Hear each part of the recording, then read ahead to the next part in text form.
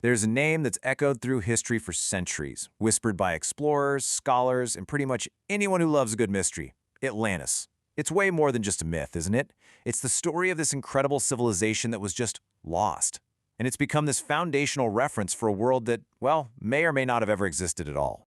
A vanished civilization, just swallowed by the sea. I mean, that's the heart of the legend, right? Such a powerful image. You imagine this society at its absolute peak, and then, boom, it's catastrophically wiped from the face of the earth. It's a mystery that just instantly grabs your imagination. So we're definitely not just talking about some simple fairy tale here. We're diving into a story that's become this huge reference point in our culture, one that kind of blurs the lines between what we think of as history and what we label as myth.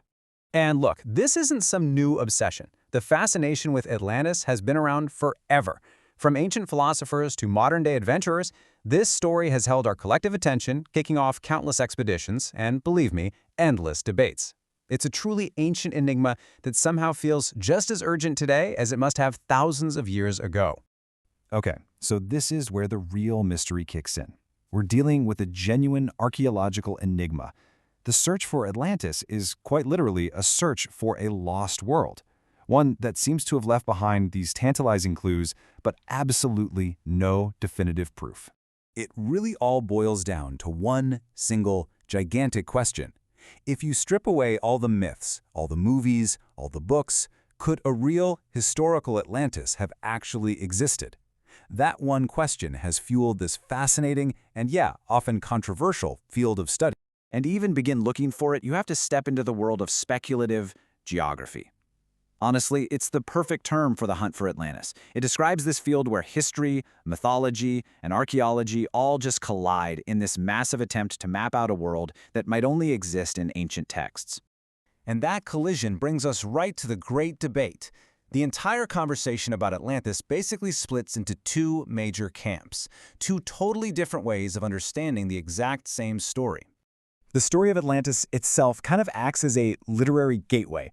It's like when you come to the story, you have to make a choice. Which path are you going to go down? Do you read it as a straightforward historical account of a real place, or as a deep philosophical lesson? So on one side, you've got the people who believe it was a factual place, a real society, super advanced, that got wiped out by a volcano or a tsunami.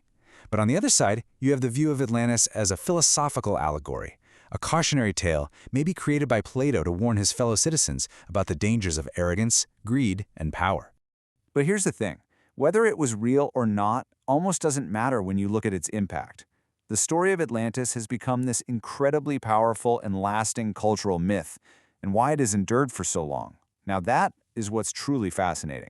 At the end of the day, studying the legend of Atlantis is absolutely essential if you want to understand the cultural impact of what we call mythic history. It's the perfect example of how a single story can take on a life of its own, shaping how we think about our past, about progress, and even about our own society's potential downfall. I mean, just look at its legacy.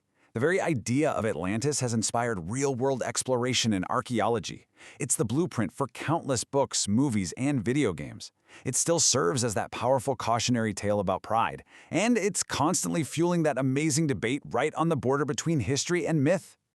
But really, when you get right down to it, the story of Atlantis taps into something much deeper inside all of us. It connects to this universal human curiosity, a shared fascination with the whole idea of worlds that have just vanished. And that, right there, is the heart of it all. We are completely captivated by the idea of discovering a secret history, of uncovering a lost civilization that might hold the answers to ancient mysteries. Atlantis is the ultimate symbol of that fascination. It represents everything we think we've lost and everything we still hope we might find. So whether it's Atlantis or El Dorado or any other lost world, our relentless search for these places forces us to ask a really important question. What does this quest, this obsession, truly reveal about our own hopes, our fears, and our unyielding desire to believe that there is always something more out there just waiting to be discovered?